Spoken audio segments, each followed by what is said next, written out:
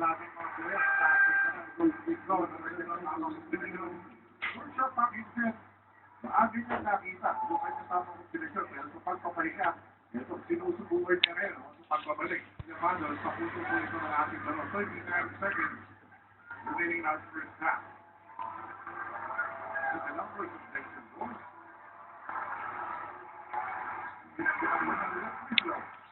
First quarter, the second quarter. That's the import. Isang barangay na kanina, binabagit niya na ang talas.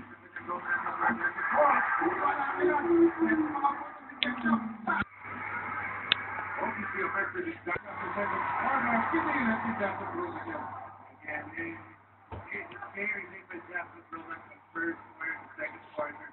Kung kanina, ang pinitira niya, mga layup, ngayon mga tira niya. Halos bumalik tayo sa maling mga klase, ha? Just cut to be out. Definitely out.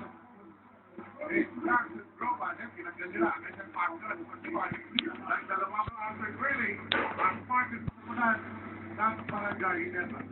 It's been a partner that we played a game, or a partner, or a game of runs, rather. And what a huge run to start the game para sa barangay Ineba, but an excellent counter para sa team. Dami pa kumalik. Dito pa rin po sa PBA semi-final. Yes, show. Halika na kayo. Ikaw na yan. Halika dito. Halika na. Oh, yes, yes. Sa Tagalog. April's full na mga bro. So full of entertainment. Sa ating lansito ng mga pelikulang inubuso sa Entertainment Trading Flow. Tracy Cavante. Alias po, ang pagmamalik. Tayo siya, walang pupunta. Huwag mo ang muli. Pagkakamatay na yan. Iman, master of none.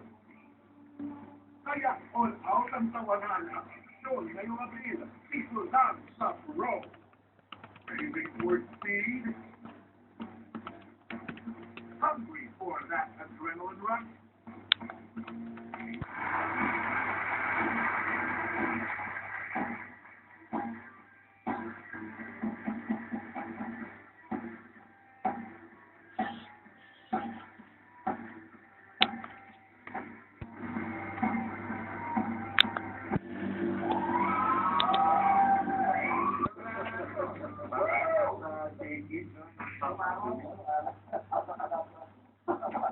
Okay, ito po Manila Classico yung tema ng ating rivalry Classico natin ang ating big purple na ano yan, na Boys Cup ba? Ay, ano yan?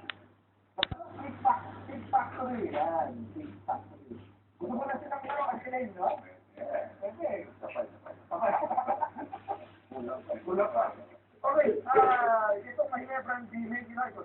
All Ginebra. Sila sa defense, talagang alam ni Coach Simon pero once they get going, talagang wala naman talagang lumisaw, walang big player na pero collective effort to get nagsusugi sa kanya. Iba ang mga kaligali. Oo, iba ang mga kaligali. Parang iba sila. Ano yung sinabi ng team kay Enrico? Alam naman natin yan. Siya yung enforcer din sa team na yan. Ano ginawa ni Enrico? Ito, may ako niya kuwadra.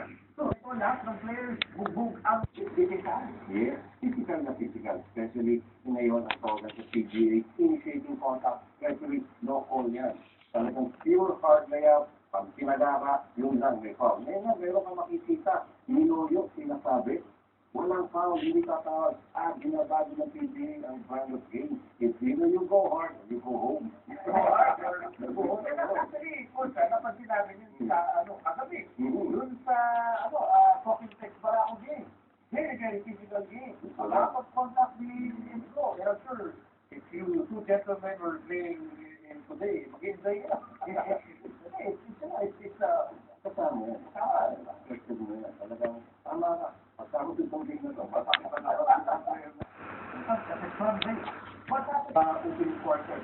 That is been good. Kind of starting... Why? Anong... What is... Important game siya.